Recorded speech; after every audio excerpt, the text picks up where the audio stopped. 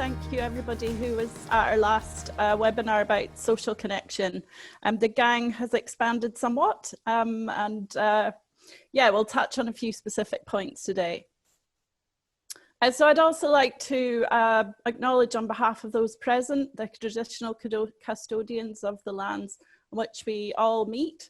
I pay my respects to their elders past, present and emerging, and I also pay my respects to all Aboriginal and Torres Strait Islander people of Australia. Today's webinar, as Rhonda mentioned, is a partnership between CSI National. As I'm sure you're all aware, the partnership involves the University of Western Australia, the University of New South Wales and Swinburne University here in Melbourne. CSI is the biggest research and evaluation provider in the social purpose field in Australia and provides significant education and social impact.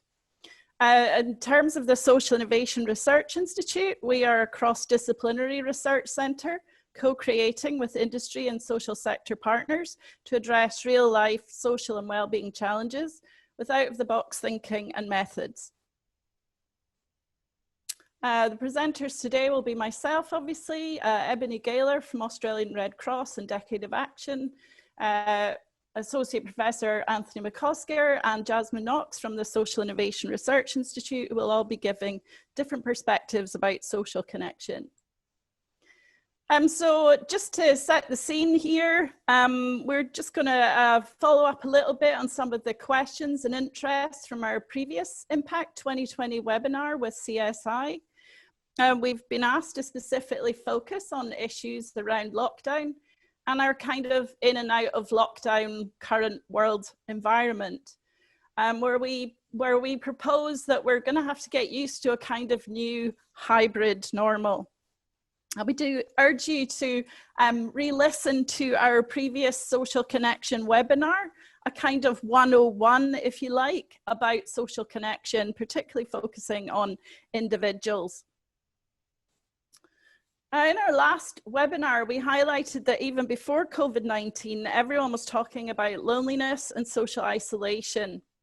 We also noted that individualism and autonomy have long been celebrated in our Western culture, but the biological fact remains that we are fundamentally a social species and our nature is to recognize, interact and form relationships with others.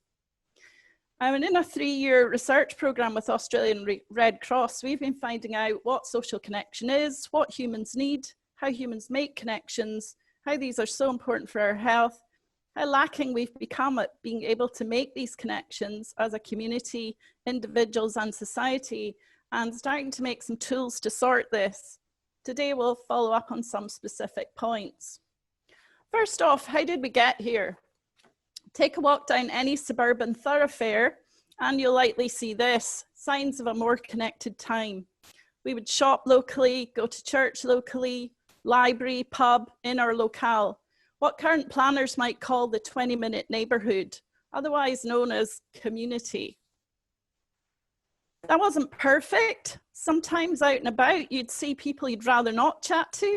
Everyone knew everyone else's business. There was local gossip, the classic dark side of social capital, but there was a lot of reciprocity work going on. Relationships involve helping people out when they're in need so you can get help in return when you're in need. Even if, as we saw in the last webinar, these are very small acts of kindness. So we have moved a lot away from that community life. We've isolated ourselves away in cars, online shopping, even online dating. More and more people work, and even especially government policies are also taking us into a more consumerist, individualized world where we're encouraged to purchase to meet our needs. In return for this, we have more money, or is it just bills, a frazzled brain, and increasingly island-like isolated existences. And then COVID. Given how biologically compelled we are to connect, it's no wonder our brains are confused. Some of us feel isolated and some of us have trouble social distancing. We talked about this a bit in our last webinar, but there's now a lot of fine-grained evidence about the physical benefits from social connection, mainly around the release of so-called happy hormones, which in turn have dramatic effects on inflammation and the health of our genetic material. I've listed a few of these here with some references, and hopefully you can follow up after the webinar when the slides will be available. Today, though, we are going to try to kind of reference this social connection material to the lockdown situation. We know that as soon as you segregate people into one group identity or another, you pretty much instantly start to create feelings of group belonging. This in turn, though, creates negative feelings towards other groups, the in and out group scenario. Those in lockdown will start to feel stigmatized while others enjoy freedom. When people are stigmatized, there's very good evidence that they start to feel anger at those better off groups, which generates conflict feelings and behaviors. In lockdown, it's really important to make people feel like they belong, maybe the single best long-term strategy. Remember that this idea of belonging is very important as workplaces change as well. Whether trying to keep people socially distanced in our new work buildings or our moves to work from home. Generating practices of belonging will be super important for keeping people connected to the workplace, each other, maintaining organization identity, productivity, and well-being. I'm now going to hand over to Jasmine to talk about some of the work that she's been doing. Mute. Just going to unmute myself, classic mistake. So, hi everyone. I was commissioned by the Red Cross to complete a scoping literature review of the spaces and places that encourage social connection. And these were all peer-reviewed articles published over the last 10 years and restricted to OECD countries. And in the boxes are some high-level findings that we found important for creating social connection in the community. So obviously this review was undertaken in a pre-COVID world, but these findings are relevant in understanding how we can try to navigate social connection during the COVID lockdown, as we can learn the mechanics behind how these physical spaces encourage social connection to occur, so that we can find links and possible ways to replicate this in our online spaces. So what works? Spaces and places that facilitate repetitive and purposeful interactions. A sense of working together around shared goals, e.g. problem-solving activities such as gardening or community choirs or sport. And also when social connection occurs naturally as a byproduct. So the Legatum report on wellbeing and policy references a magic formula of having easy opportunities for social interaction, but retaining the ability to choose when, who, and where we meet. So whether that's through connection infrastructure, such as bumping spaces, or spaces designed for people to meet and quite literally bump into each other, such as streets, squares, that seemed a bit aggressive, gently bump into each other, squares, parks, play areas, and community centres. Or third places, so places where people meet informally, in addition to their primary roles, such as community gardens and urban farms, cafes, shopping centres, and libraries. Next slide, please, Jane. So planning for hybridity, encouraging social connection in a hybrid reality. So I really liked this picture because I think the irony is really good. You know, look at us, we're all so close to one another, yet ignoring each other on our phones. You don't realize how good you're at it. So we also looked at hybrid spaces. In a post-COVID world, it is likely that we'll have to rely more heavily on online platforms and technology, in addition to meeting others in physical spaces in order to connect with one another. So these hybrid spaces connect the online world with the in real life world. And in the scoping review, they included emergent technologies such as augmented reality games and also smart home technology. So there is potential for games and apps that use geomap technology to facilitate social connection, using broadly accessible mechanics to encourage people into physical spaces and connect with one another when we're all allowed to do so. Similarly, this hybrid reality could include social media app features such as Facebook groups, which may play a bigger role in providing online spaces for us to strengthen existing ties and create new ones. So the task now is to carve out new ways to maximise our connection opportunities, both in the physical and online world, using the lens of social connection. So we need to explore ways to leverage these hybrid spaces using the resources and technology that already exist. So in a post-COVID world, encouraging social connection in communities will most likely be through a hybrid reality that connects these online and the offline spaces with multiple options for people to choose from, through purposeful and repetitive activities that are easily accessible so that social connection can occur naturally and incidentally as a byproduct. So now I'll pass you on to the formidable Ebony Gaylor. Thanks, Jazz. And I'm going to follow on with this concept of hybrid reality, because it's the focus of my PhD research and definitely an obsession of mine. What I want to point out first, though, is that the way that we think about the hybrid nature of connection really matters. So we're not just talking about the tools and the products that help us do things in digital context or environments. What I'm interested in the hybrid nature of connection is the relationships, the experiences, the feelings, and the products and structures that make it possible for us to bridge physical and digital spaces when we think about connection. I remember, only a year ago joking around that wouldn't it be great if we could take a bunch of humans, lock them away and only let them communicate and connect digitally and just see what happens. And we were pretty certain that we wouldn't get ethics approval to be able to do that, but that seemed like a really far-fetched concept to be able to think about. And yet here we are, wave 2 lockdown, where I am based in Melbourne. We've got the endless headlines emerging around what we think the impact of these disruptions are to our sense of connection, our health and our well-being. We've had the physical access to the people that matter to us removed, or the ones maybe that don't matter so much. We've had activities stopped, spaces closed, and the guidelines or rules around what's okay for connection and what's not really heavily disrupted, with simple things like how much screen time is enough or not enough. We've taken what is familiar, like a coffee catch-up or meetings or exercise even, or school, and we've plonked that in a digital environment, thinking that it might just work. Well, it's the only option we've got, right? But now, 5 or 6 months into the waves of distancing and isolation, I think the connection cracks are starting to appear, and we need to think beyond this idea of connection just being able to be slotted into a tech tool and it being solved. We need to think about how we can bridge these. But that's hard, and it's hard for 2 reasons. So first, COVID, with this current example, we've lost an immense amount of power and control. So choice has been taken away from us around how we do that, which impacts our sense of connection and belonging in all sorts of ways. Second, and what I want to focus on briefly today, is that technology is not neutral.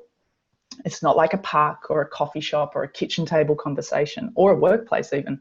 Tech is designed for attention and consumption. And because of this, it's got deeply baked in biases that can disrupt our sense of social connection. Now, I am the big advocate that tech is not the enemy here. It is not causing loneliness. But the way that we use it really, really matters. So I like to think of tech being a bossy third person that comes along to a coffee catch-up that you have with a mate. For the purposes of this, we'll call them algorithm. And look, no matter how much you try and build a deeper rapport and relationship with the person you really wanted to have coffee with, algorithm keeps interrupting, keeping you at surface level, superficial interactions, trying to move you along really, really quickly so that you can't go deep. It's only letting you talk about the stuff that actually politically aligns with them as well. So they're filtering information and not letting you sort of broaden your horizons and go where you need to go. And it's constantly, this algorithm, this person is constantly comparing you to others and making you feel a bit crap. This somewhat invisible third party has never impacted us in the way that we connect more than it does today. And these are really the access points that we have to go beyond our office, bedroom, house door, whatever you're calling it at the moment.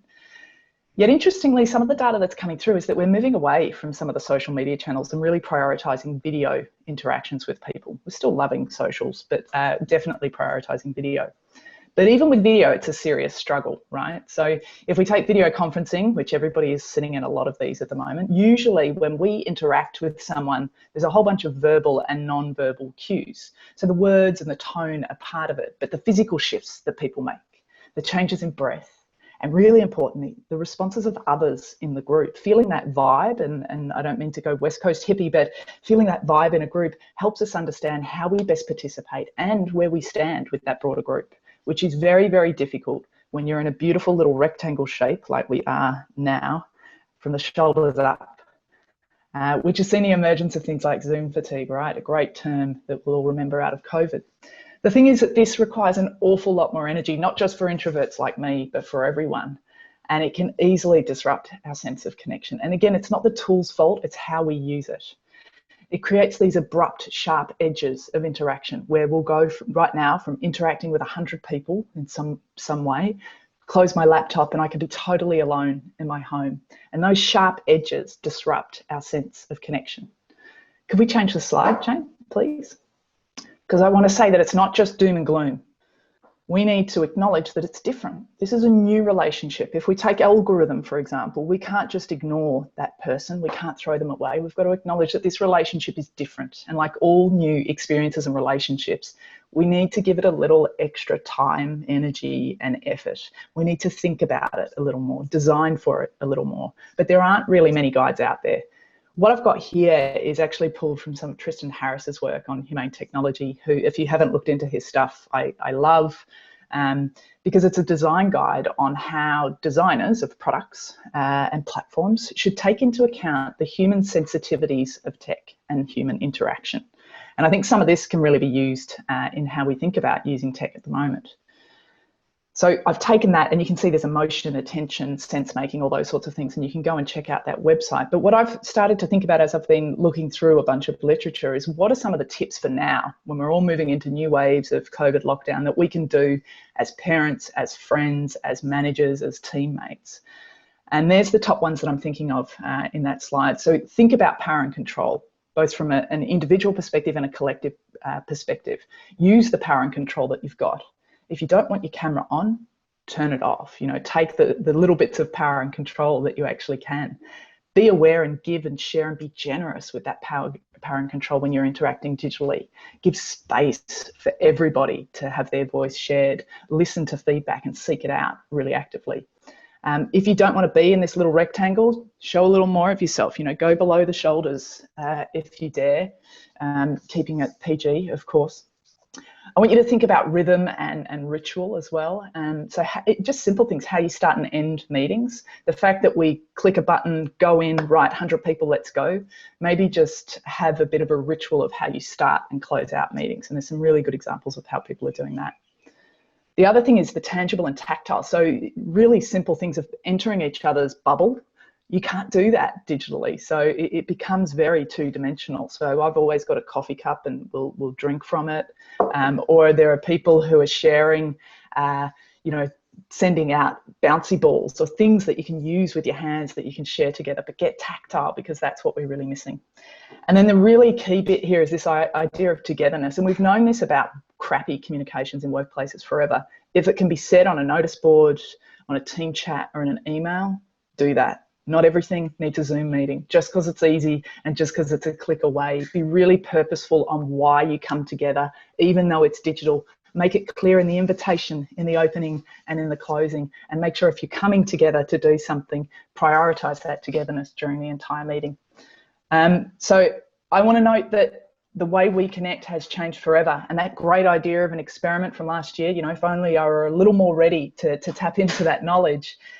So I think we need to just figure out how we put a little extra energy and nurture that connection while we all navigate this new relationship with algorithm and various others. Over to you, I think, Jane. I think it's me now. Thanks, Ebony. So just a little bit more on the dominant social media platforms and thinking about how we might take control of digital social connection. So while digital connection, digital inclusion is far from even throughout Australia, one of the features of our lockdown situation is the multiple digital channels through which we can connect with others outside of our home. And I think that's really important. We need to, as Ebony was alluding to, we need to reclaim the social in social media. And we can define it broadly as all of the devices and platforms that maintain or initiate some sort of social connection. But it's important to try to understand platforms and their key features and differences, or how they design social connections. It's easy to forget that 16 million Australians actively use Facebook.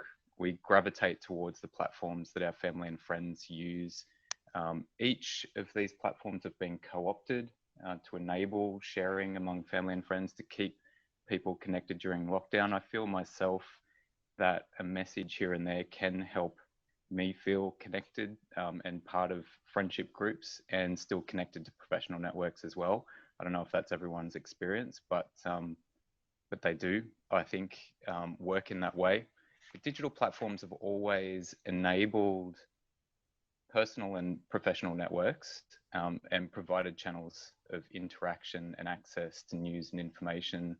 And to some extent, at least, they do generate spaces of belonging and affiliation, but they do these things in a calculated and designed manner. And I think this is the important point. We call this in academic research around this, we call this platformed sociality, by which I mean that almost all aspects of how we connect through digital platforms have been deliberately designed and are tightly controlled as well as measured. Some of the challenges and problems with social media come about when social connection is commodified in this way through measurement. And the algorithm is part of that. Every interaction has a value for platform owners. To them, the attention that comes with conflict and controversy, for example, is as valuable commercially as healthy human relationships. So we need to remember that. So we need to take control of digital social connection, and including through dominant social platforms.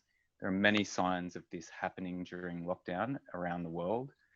Partly this is about pushing back against the individualizing nature of and design of social media platforms and making more of their potential for enabling healthy community and collaboration. From what we've seen through our research, this happens best when digital connection is active and inclusive, purposeful, local, and connects us to place, and has the ingredients to build a sense of belonging, which often requires champions and coordinators. So dedicated platforms connecting people to place, like you might have heard of Neighbourly or Nextdoor, have gained significant attention during lockdown. These are platforms that enable neighbourhood level or hyper-local social networks. They help to direct, for example, volunteering efforts and alert people to human needs and resources all around them. And they mirror in some ways the organic development of local Facebook groups, buy swap sell groups, for example. Community notice boards are very common and prevalent throughout Australia for specific local areas. In small country towns, you'll find thousands of people engaging through community notice boards or good karma networks, for example. But also don't discount the hype and also the fear around platforms like TikTok. At the moment, this is going a little bit political in terms of geopolitics around China and China's own ownership of TikTok. But for young people stuck at home trying to stay connected to family and friends through multiple digital channels, TikTok has been a major place of relief, of media sharing, of interaction and entertainment, of course. Another key group of platforms that I think is really important and that we're studying closely that connect people in need are dedicated online support communities. So mental health forums, for example, like those of Sane and Beyond Blue, have spiked in attention and use during the pandemic, but they've actually been effective for decades in providing the kind of targeted social support that keeps many people going in times of crisis or through chronic conditions.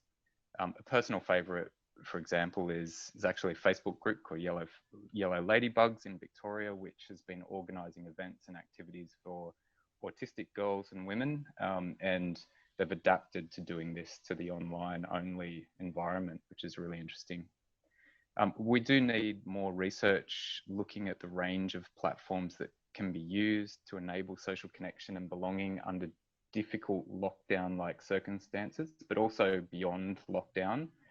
The question that I'm posing here is how can we design or repurpose even those major commercial digital tools and platforms for more effective social connection? over to you, Jane. Thanks everyone. Okay, so we thought we'd just finish with kind of, 5 top tips for COVID lockdown. So I think we've spent quite a lot of time talking about this kind of hybridity that I think we can all expect for the next while anyway, hopefully as short as possible, but we just don't know. And I think that's precariousness is something we need to plan for. So in summary, I guess we're kind of thinking that these are some things to really think about and try to design in for. So first of all, around belonging. Belonging is important. Use actions and words to make us all feel we're in this together. I was on the tram this morning and I heard the Victorian government announcement reinforcing that we're all in this together. And I thought, yes, that's good. Secondly, design for these hybrid spaces and places that allow people to hop their connections between real life and online groups and platforms that help to access your community, whatever the level of lockdown. Thirdly, as we saw in the last webinar, we talked quite a bit about these small acts of kindness really do give good health effects, and research has shown that this can give health effects even if they're online as well as offline acts of kindness. So connect and be kind. Fourthly, design belonging in to online and offline connection spaces. I think Ebony was particularly talking about this, around some ideas around rituals or regular activities to do together as groups, and synchronous activities like singing and laughing together. Again, there's strong evidence to show these synchronous activities have health effects. And finally, take a strengths-based approach and build off these existing connections that people have and these existing infrastructures. I think Anthony's been give us some great tips about this. So it's not necessarily about suddenly inventing something, but kind of reinventing or repurposing things that already are out there. And I know that from some of the webinars I've been in recently, people are actually doing that out there and some great examples happening. So just to close off, I guess humans want to connect. We are biologically programmed to connect, and we can do it together safely on and offline. That's us done. So I hand over to you now, Rhonda, to manage the next part. Thank you so much, Jane, and to all of our presenters. That was very interesting. We've had a bit of a chatter in the chat feed, but not a lot of questions. So this is the time, everyone, to ask any questions you might have of the presenters. But I also would encourage you to put down any comments you have around how you connect and what experiences you've had. So I actually have a question, so I might start off, and it's for all of the presenters. I'm really keen to know how you all personally connect yourselves. So you obviously research this topic and you're really into it, but how do you actually maintain your own connections with your friends, family, colleagues, networks? Jane, start with you. Yeah, maybe I could go first. So yeah, look, I have reflected on this quite a lot, obviously, since it is something that we do. And I kind of noticed that initially I was kind of very much focusing on just my close connections because I almost felt like I couldn't cope beyond that. But also keeping the work team together. And over the last, I guess, few weeks here in Melbourne, we've had to go from a sort of semi being able to meet up to being back in lockdown again. So we've gone from our rituals that we had developed before, like social activities in Zoom, and we've sort of tried to kind of reinstate those. So definitely that whole idea of having some rituals with your work team. And then I guess in the last week or so, I've kind of gone, Jane Farmer, get out there, get back in touch with your mates. And so I have actually been calling some of my friends, you know, my sort of, I guess as Dunbar would say it, next level friends, and just kind of touching base with them. Yeah, given that this is kind of probably the longer term now. What about you, Anthony? Yeah, my experience is very similar. It's funny that reminding yourself to get in touch with people has been something that has happened, I think, since the pandemic started. for all sorts of different reasons, but connecting with family through scheduled Zoom family chats has been good and interesting and important, especially because, you know, with aging parents who, my parents in particular, have a very active social life, have gone from that to very much stagnant space where I feel like it really impacts on them. So it's about kind of reaching out as well as staying connected. But I'm as a social media researcher, I'm of every tool, I'm on every space, and connecting probably with my closest friends via messaging apps. Mostly it's that kind of level of intimacy changes depending on the platform. And video, of course, is very, very important, I think, just to get that sense of being together and being present. There's a few questions coming through now, but I'm really keen to hear from Jasmine and also Ebony. How do you connect? I'll jump in. So I famously hate phone calls, so this time has been quite difficult for me because I've had to get better at that. So I FaceTime now. I FaceTime my parents, and I go for walks with my friends because we're still allowed to do that. So I'll just go for one friend around the walk. So I just go for a walk with one friend through Abbotsford Convent and do a big group. You're in Melbourne, aren't you? Abbotsford's in Melbourne. I'm in Sydney, so that's Melbourne. Oh, okay, yeah, it's a beautiful little walk along the river. So I do that, and I guess you can do group dance classes. So I've been doing that as well. And also Jane has put on a really good Siri get together every Friday, where in the previous lockdown, it was quite a breath of fresh air. We would all get online and just do some trivia or just chat and hang out, and it wasn't work related. So I think that was a really good way to stay connected. Awesome. Ebony? Yeah, so I, like many parents of young children, have been forced for many years to interact with people that maybe I wouldn't normally. So there's been some good relief from that in some ways, but also had to put in extra effort to make sure we're doing that. So I think, the managing of the network of connections has been really crucial. And the way that I would help myself navigate that pre-COVID was through place and activities. So we do nippers down at the beach, or coach the basketball team, or it was through activities that we would use. That was the lubricant to those awkward introvert interactions that I would have to have. So I've really missed that.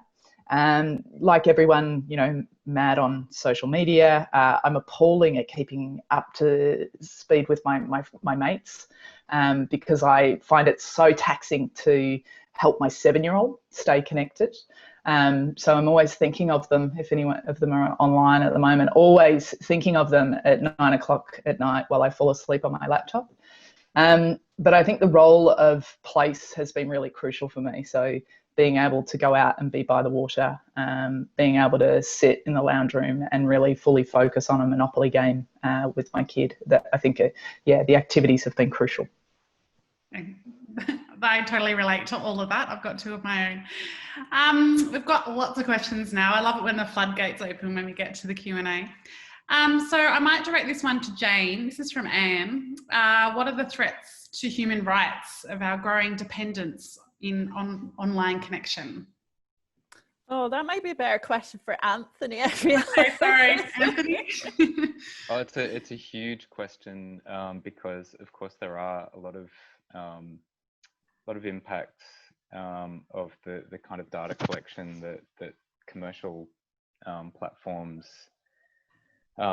do. It's really huge, and I think governments all around the world are actually struggling to deal with how to regulate. And I think right now we're seeing in the US, as I mentioned before, this kind of geopolitical battle around the biggest platforms. The rise of TikTok, for example, has followed this barrage of fear and accusation around data collection, which, when you look at it, they collect no more data than, in fact, far less data than Facebook. And we've seen the problems with Facebook, but we have these kind of battles going on all over the place. And I think most most ordinary people understand that that's happening, but are somewhat limited in what they can do about it. So they carry on, they use the tools regardless. And, you know, I think if anything, we're looking at potential problems down the track. But a lot of people are really moving to moving back to those kind of smaller networks, more controllable networks, and even Facebook platforms like or tools like WhatsApp do enable a level of privacy and through its encryption processes that are actually quite secure and important for trust in terms of digital social connections. Rhonda, I noticed, I think flashing up on my screen, someone asking about what about people that don't have connection. Yes, that was my next. And yeah, I mean, I think that's a human rights issue as well, at the kind of opposite end of what we've just talked about, perhaps, or completely related. And, you know, we have, I guess at this time, we have had a lot of services asking, you know, where are these people? How do we find out where they even are, etc. So it really is a time, I know at the end of last year when we were having our regular conference, someone suggested to me that government needs to be giving people, you know, mobile devices now, or at least paying for people to have data. And given that, you know, this is a sort of fundamental means of communication, and I think that's what we've been kind of focusing on, then there really needs to be questions in that kind of space as well. I know that Anthony's doing a lot of work in digital inclusion. I don't know if that discussion has moved on in government at all, has it, Anthony? No, it's still a really important discussion, and there's policy work going on about it, going on at the moment around that issue, particularly for older people who are more isolated than ever. The kind of national surveying that I've just recently done, one thing that I can say about that is that while access is improving year on year, more and more older people have smartphones. They're usually hand-me-downs. They often don't know how to use them well or to get the most out of them. But I can say that a huge motivator in older people in that whole demographic in doing something about improving their digital skills and getting online through programs like federal government's Be Connected program is for social connection. So they explicitly tell us that it's about staying in touch with their kids and grandkids, but also other things like finding out about social groups around them and communities that they can join in to, especially at the moment. Mm-hmm. Thanks, Brad, from, I think it's Nimi, for asking that question and making that comment.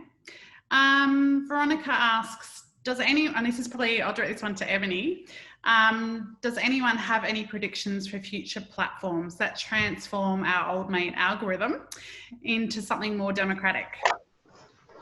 Oh, what a great question. Yeah, you would think so. I mean, if you just look at the doomsday clock that's got us at 100 seconds to midnight, and one of the greatest vulnerabilities they've got highlighted there is data, right? Data security and availability, and we're being violently farmed is the way that I probably describe it by some of the big four. I think we're already starting to see these being used in much more human ways. I think we will start to see products where data is a human right of the people that are creating that data. I think we will start to see, and we already are, in fact, through initiatives like Humanitech at Red Cross and initiatives globally, that data and how we participate online is absolutely being considered that. I was on a panel a little while ago that was around who owns your identity now and into the future, particularly as we have our digital selves and our physical selves and the blurring of lines being absolutely immense in that. And I think what it comes down to is power and control. And if we were to just go away and assess the amount of data that we give away all day, every day, it's absolutely immense. So I think, like most innovations over the next 10 years, they're already underway. We will start to see them accelerate, I think now as a result of COVID, but particularly over the next sort of 5 to 10 years. And I think they'll start to be more individual owned and controlled. Mm. A question here from Erin. I'm not quite sure who the best person is here. Is there a problem in distinguishing between real life and digital spaces? They're all real life. Maybe reinforcing the realness of both is important to positive outcomes. Oh, can I do this one? Yeah. Because, so my little boy, Raph, who gets dragged into every presentation that I do, has grown up with Google and Siri and Roblox and YouTube, all this stuff that nobody teaches you in the parenting classes that you're going to have to deal with, right? And I remember when he was about 3, we'd always chat to Siri or Google or whoever was going on, and we asked some random question that resulted in Google saying, "Oh, I can't have children." And my 4-year-old cried. So he was devastated that his friend Google could not have a little family of their own. And I was really confronted by that experience, right? Because he genuinely thinks they're real people. They know a lot more than his 2 mums, definitely. So they're pretty cool people out there. So this is something I feel conflicted by every day. And I think the light side of that, I say, whatever makes you feel connected, great. You know, I've got this concept of what is it that Raf could do that would really rattle me. If he marries a robot in the future or his toaster, how would I feel about that? So the light side of that goes, yep, do what makes you feel connected and well. The shade of that is Mr. or Mrs. Algorithm, that this is controlled by companies that are trying to make profit. And so it's not a neutral interaction that he is actually in control of. And I think things like Roblox and YouTube are really good examples, or Google even are really good examples with that. So I feel massively conflicted by that. I don't think there's an issue if you're in control of your own interactions and experience. Mm-hmm. I think it's, I noticed someone said that her toaster was attractive, and it's my general joke that I do talk to my toaster because, you know, it's quite attractive as well. So I can empathize with that. I mean, I think it's, I guess to follow on from what I was saying about our incredibly sort of transactional, episodic kind ofness that we've really got into as humans. I think kind of less so potentially in rural areas or whatever, where there's much more relationality still. But I could see a point where, you know, we just want to consume really intense relationships when we've got the time to do it, and we're not prepared to spend time like trying to figure out who we can have these relationships with. So maybe we just do need to have this intense relationship with a specifically designed robot. And we have people at Swinburne who make robots, and I was telling them about this idea that they should make robots for social good, because actually I think we'd find out a lot about social connection if they actually started to try and make these robots meet human needs. And at some point we might meet in the middle about how far you can actually have these kinds of connections with technology. I don't think that's probably what the person was getting at when they asked the question, but I do totally agree that, you know, online is real life, and we're in a very blurred space right now.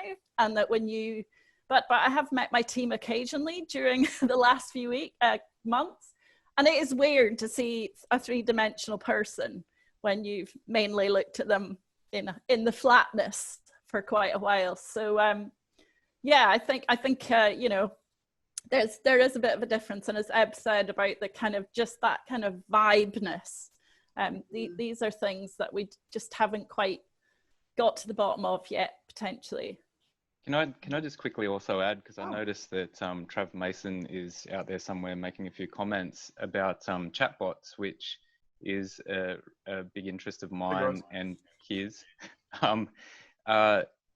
There's some really interesting stuff happening in that space where in the creation of what's called automated agents, where you know, there's been experiments to show that people are actually sometimes more comfortable speaking with chatbots or automated agents in service spaces, in mental health, for example, in areas where there's stigma, in particular. Just that slight level of mediation, but that rich feedback and information that can be gained from those sources is really interesting to think about, because it really does blow our minds and disrupts our concepts of what it is to connect with someone, when that someone is literally you know, an automated, algorithmically created, but with people behind it, with, you know, with real people putting together these things. It disrupts and changes the way that we think about social connection and what we can get out of it. And I think that increasingly we have to see the utilitarian aspects of this, as well as the risks and failures, and really work on that.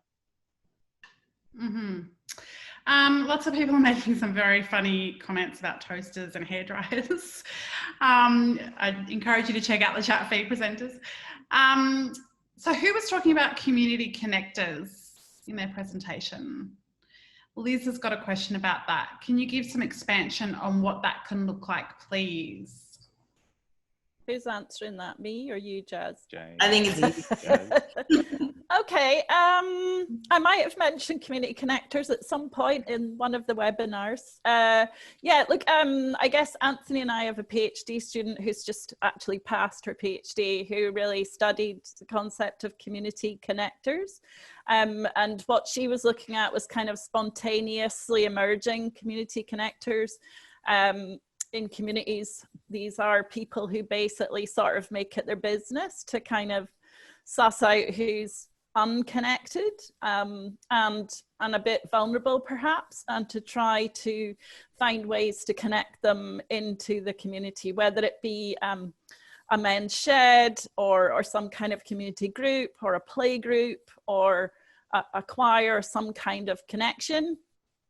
And we also know that pre-COVID, these community connectors that our PhD student was studying anyway, a proportion of them did also use online connection sometimes. And so she was looking at rural communities. So they were kind of place-based Facebook groups, for example. So there was that kind of connection between the online and the place-based community. And I think, as Anthony alluded to, sometimes there are things that people can are happy to do online that they're not able to do in the community, and I guess vice versa. And so those community connectors can be a bridge in that kind of space as well, you know, enabling people to sort of connect in the appropriate media, or to get a foot in the door and then sort of expand their confidence in the community. And it seems that this idea of community connectors is a thing. Randomly, I was in a UK super duper academic professional webinar the other day, where this woman was saying she'd just done you know, a trial of this concept of community connectors, and she was really sort of promoting this as a really kind of exciting thing. I did discuss this in a webinar that I can see Sophie is here from Upper Hume PCP the other week. And, you know, there was some discussion about how do you recompense these people? Because if you make them a sort of a service professional, then you kind of take away their sort of community-ness, if you like, and you make them into something bureaucratic.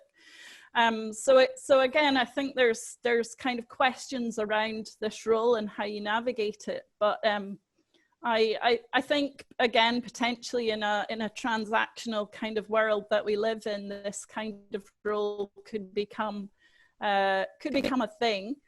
And a lot of the communities we're working with, for example, Jasmine is working with some rural communities at the moment. A lot of them are attracted by this idea of a person who kind of looks out for people in the community and tries to connect people together.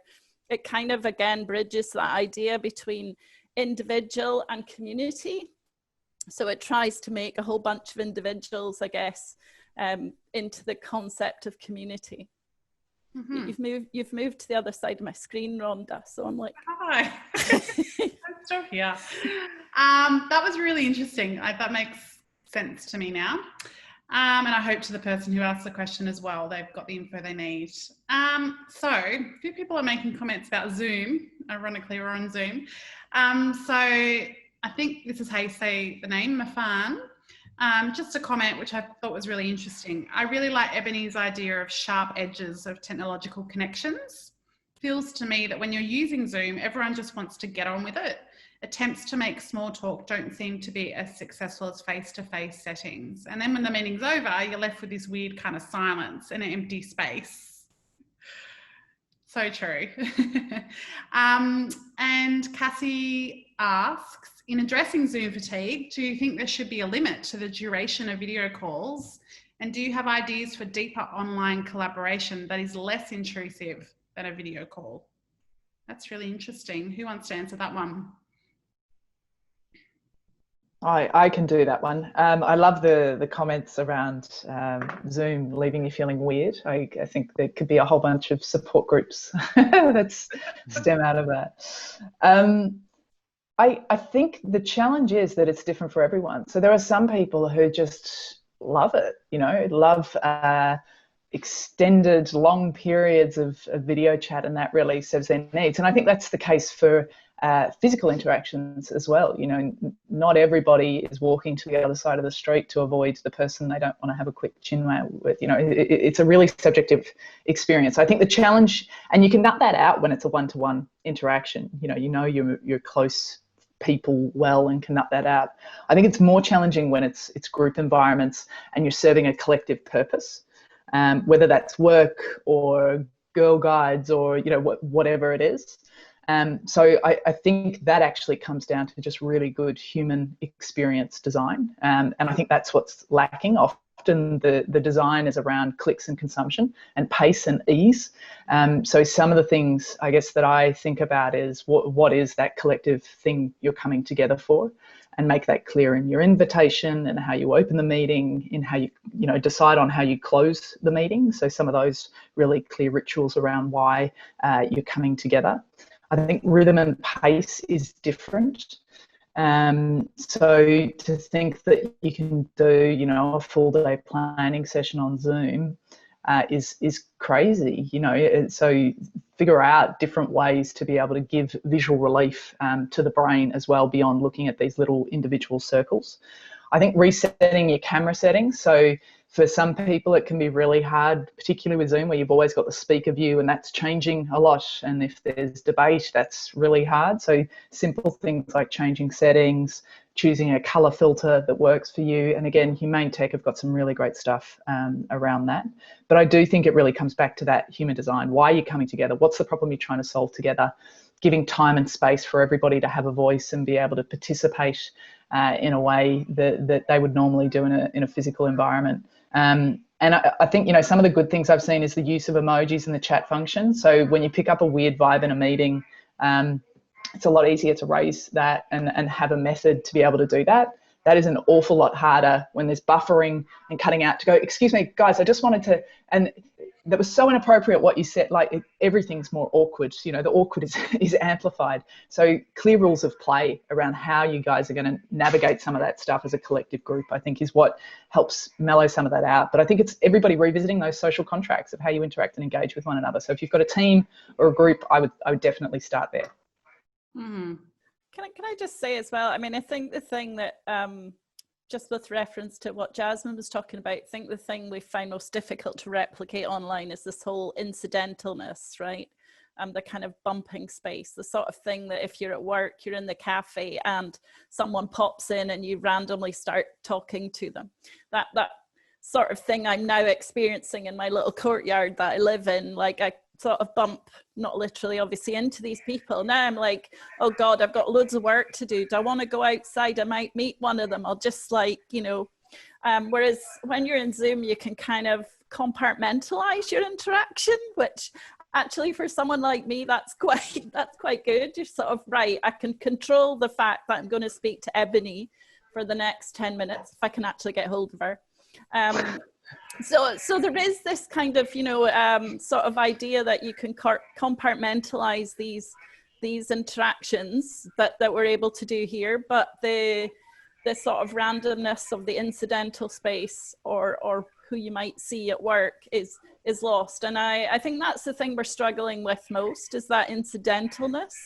Although I think we're getting better at it. We we had a meeting at work yesterday with a whole lot of people that we've never really met before, and I think we were somehow getting better at sort of warming to people in Zoom. So maybe if we do a lot of it, we will actually get better at it, if you see what I mean. Maybe we'll start to pick up what the cues are, and you know, how to laugh and joke with each other. So so yeah, that's the kind of affordances or not of kind of technological connection, I guess.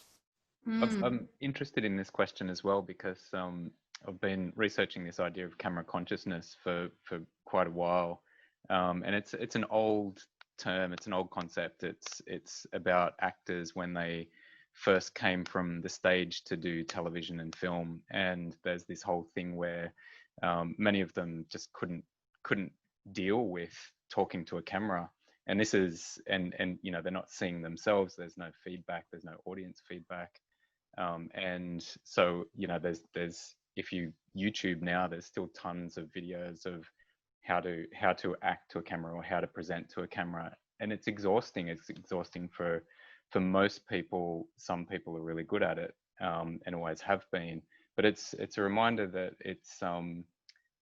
these are skills that we need to work on, that we need to learn, that we're just learning, that we've been thrown into really quickly. And it's been, what, a few months of Zoom. Maybe in 5 years, it'll be like the air we breathe. We'll just forget about it. But one thing that I wanted to add is the difficulty for certain people, and people with disabilities, for example, and you know, I have the experience of a daughter with autism who really just can't deal with the lack of cues, or the reduced cues that the screen produces, and so I mean, she's come up with her own solutions, in particular turning herself off, so making sure that she can't see herself. But also in some ways just trying to think of it as like a phone call, which she also finds difficult, but trying to really focus on, you know, eyes, mouth, those kind of things to get that extra understanding of what's going on. But it makes that interaction doubly difficult, more so than face to face. So yeah, lots of things to think about with Zoom. And it's also, a lot of people are making interesting comments in the chat feed about it. So I might actually send this chat feed to everyone after the webinar, because there's lots of great stuff. There's a few questions about offline connections. We've talked a lot about online, particularly for seniors or those that are not online. And a few people have made suggestions going back to like old school snail mail, sending people a letter. Like some councils have, you know, promoted the fact that you can write a letter to your neighbour to create some connection. Do any of the presenters have other ideas or other thoughts about offline connection and how you encourage that, particularly for people who don't have internet access? Look, I guess just one thing, I might pass this to Jasmine actually in a minute, just to give you time to think about this, Jasmine. Something I read the other day that I thought was absolutely amazing was this idea of generative activity. So basically they've done quite a lot of research for older people, I guess, but you know, I'm an older person. I don't know what an older person is. Anyone who's like, so it was about basically giving advice or reflections to the younger generation. So, and it's all about kind of the idea of my life has been meaningful, I guess. I have, you know, a meaningful existence, giving people hope that they have something worthwhile to contribute. And essentially, in this research, they got older people to write letters of advice to younger people about getting through something. So, you know, I had to get through all these different things. These are some tactics that I used. And again, this kind of idea of the generation of these kind of happy hormones, if you like, they actually find that from these generative activities, there's the release of good hormones and good physical effects, and obviously that's been found from volunteering, and you know, like I keep banging on about these acts of kindness.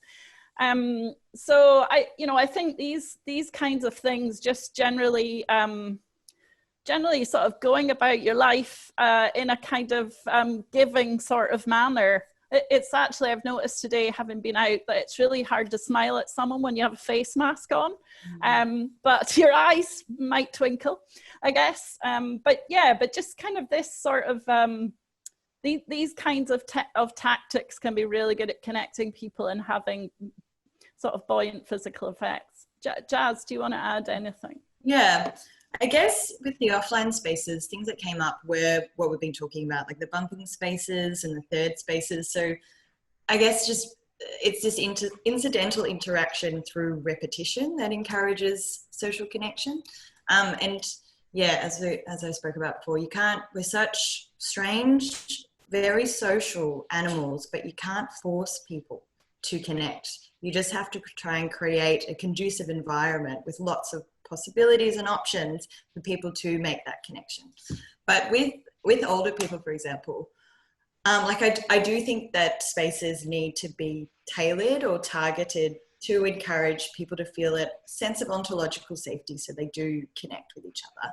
But I was reading this one review about older people, and they were talking about how they surveyed all of these people, and they spoke about how they didn't like going to leisure centres or places which were typically used for connection previously by this demographic, and they preferred actually going to like the movies or going to shopping strips or going to bookstores.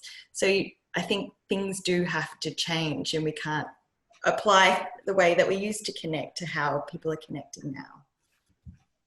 I'd just also add that, because I've been working with Good Things Foundation for 3-4 years now, and they're working really hard at the moment with their 3,500 network partners, community organisations, neighbourhood houses, community centres, men's sheds, etc., all trying to work out what to do, how to connect, how to stay connected with their older, constituents or clients or whatever, or members if it's a computer club, etc. And local libraries are really trying to figure this out as well. But I think it's a work in progress, and there's, just to add that there's a lot of people working on this as a project and as an issue in local spaces. And I think, as we've been saying, it takes a local response, and as Jasmine was just saying, thinking about what those points of connection can be as things open up from lockdown or go back into lockdown. Good Things Foundation did get federal funding to roll out additional device support for older people across Australia through their network partners, etc. So there's a lot of work being done, but there's a lot of work to do. Definitely a lot of work to do. We just had a comment about the documentary. I think it's Nursing Homes for 4-year-olds or something. I can't remember the name, but it was on ABC, and that showed, obviously that was pre-COVID, the transgenerational connection that is possible in those situations. I've got a question here for Ebony from Daniela, and she thanks everyone for all the presenters for their thoughts. If metaphorically speaking, the technology is a person that interferes in a conversation, but also a tool that we need to deal with, how do you suggest these tools will adapt based on different situations and high knowledge of people? In other words, we can learn the tools, but can the tools learn fast enough? Well, I guess my singularity friends would argue that the tools will learn much, much faster than we will, and that's the race that we're up against. So if I think about that question, so humans create these tools. Unfortunately, it's often a small group of humans from a particular place of privilege with a particular endpoint in mind.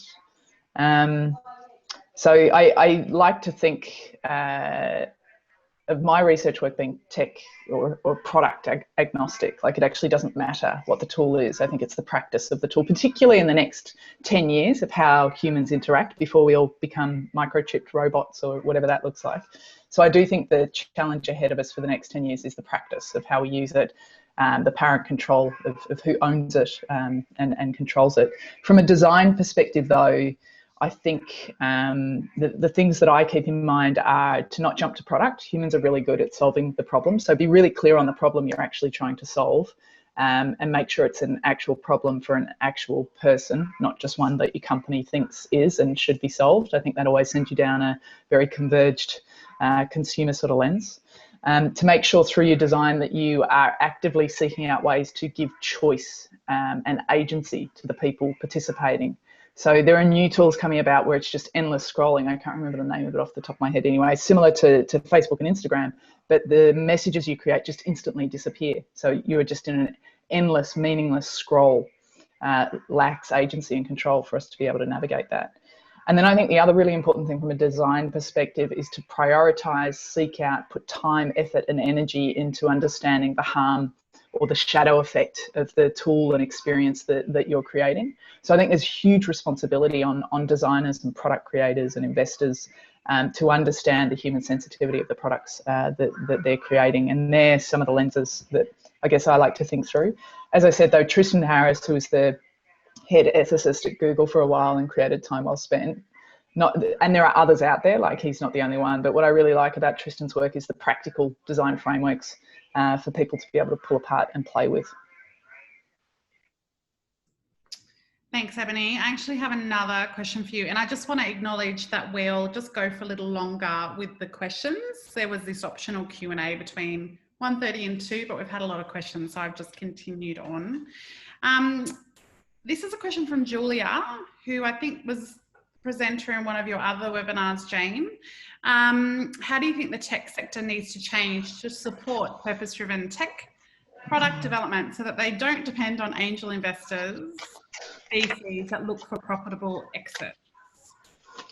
Yeah, so I was hoping this question wouldn't be asked, because I don't think there's a solution. I think that in the Australian context, we're pretty far behind when it comes to how we invest in progressive tech and how we do that at scale. So I think Australian entrepreneurs, creators are up against it in that space. It is really hard to find solid investing in that way. The only and this is part of the reason for creating this new agency DOA is we actually need the sectors to be coming together. I don't think the solution is seeking out government funding and getting it funded through there, although I think there's accountability that should come through in a monetary sense.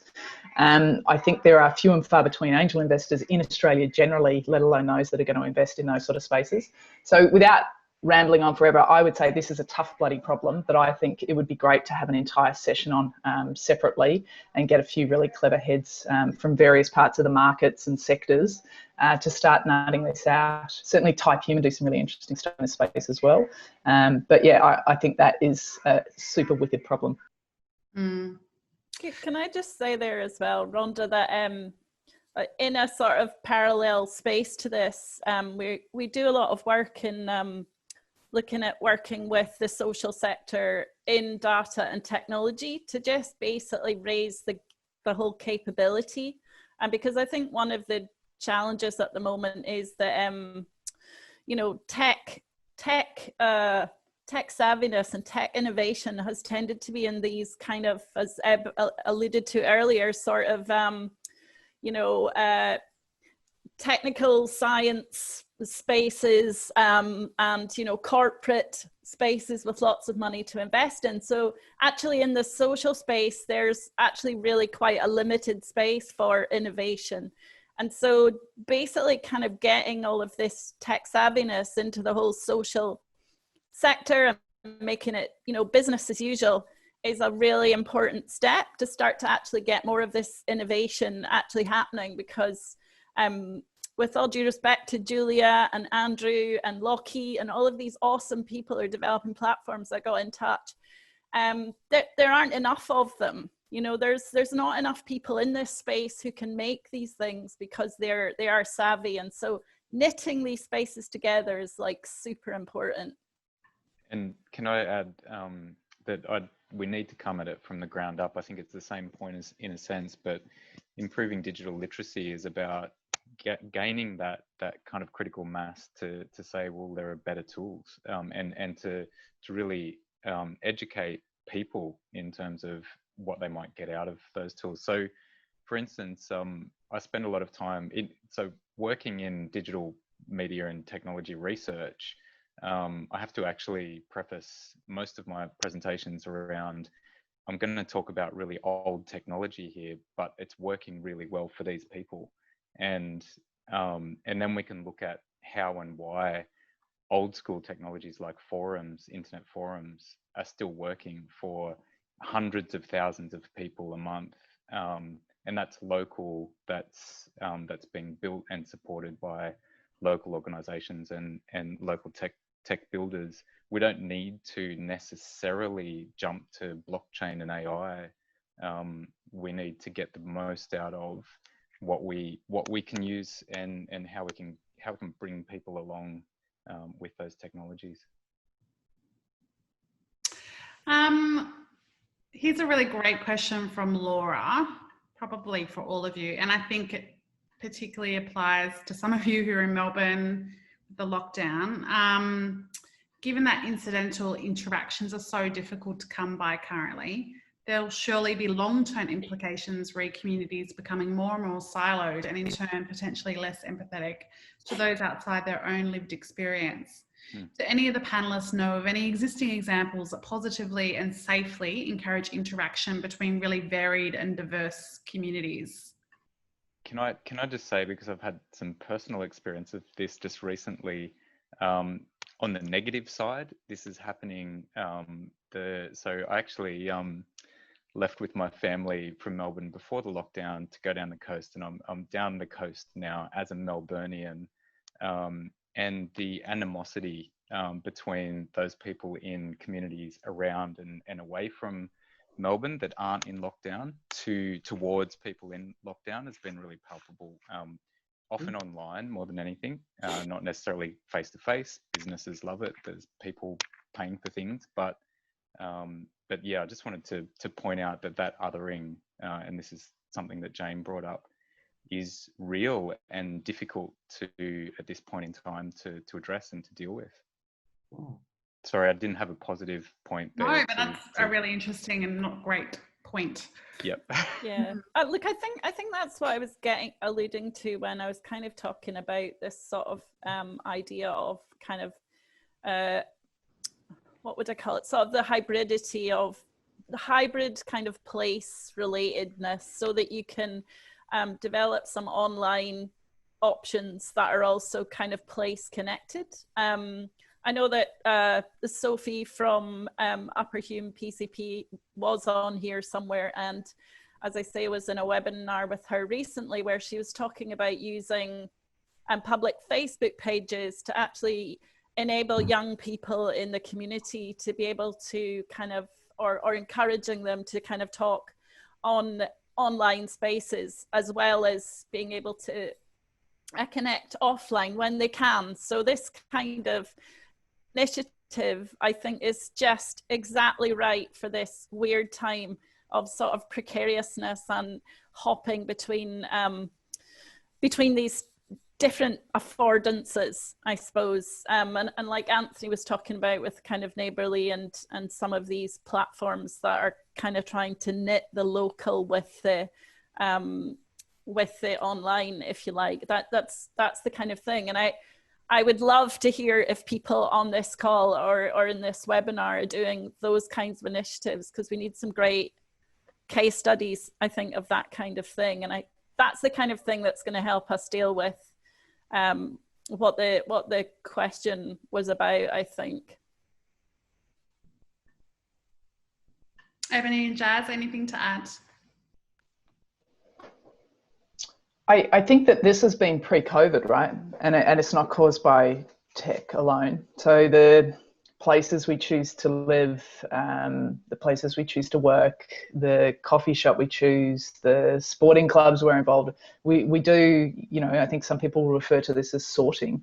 And I think at its extreme, it ends up in elections of people like Trump, because we keep sorting ourselves and surrounding ourselves with people that look and think and smell like we do. And I think any pandemic shines a light on the vulnerabilities of any system, particularly human systems. And I think that's what we are experiencing right now. And I think that's why I say it actually takes a bit of extra effort to push yourself outside of that comfort zone, because it is really easy to just surround yourself with people that furiously agree with you and think the same things as you. And we've got the added thing of that happening online for us. I think one of the ways that I see it play out super successfully is through giving and generosity, whether that's volunteering or a nice note, around to people, or joining a group or a club. But that almost seems to create this safe buffer zone where you're putting yourself out there to be surrounded by people that are different to you, connected to people, which is good for fibers, right? Good for communities. But generosity, I think, creates this safety zone for people to feel brave enough to do it. I guess I don't have much more to add to what everyone's already said, but I remember this one study in the Lit Review that talked about this community radio station in Liverpool, and how there was really diverse groups of young people, and through working together in this community radio station, they were able to break down boundaries of race and culture, because geographically that became more relevant to them in order to connect. So I guess it's maybe just increasing community groups, more chances for people to interact in order to break down, because it's kind of just a lack of interaction, I think, a lot of the time. I should probably finish this question answering by saying that this is exactly what we're doing, trying to make this kind of set of tools where all of these things are kind of brought to the fore in quite a translational kind of way, because we think the academic literature is been absolutely appalling at selling itself to normal people.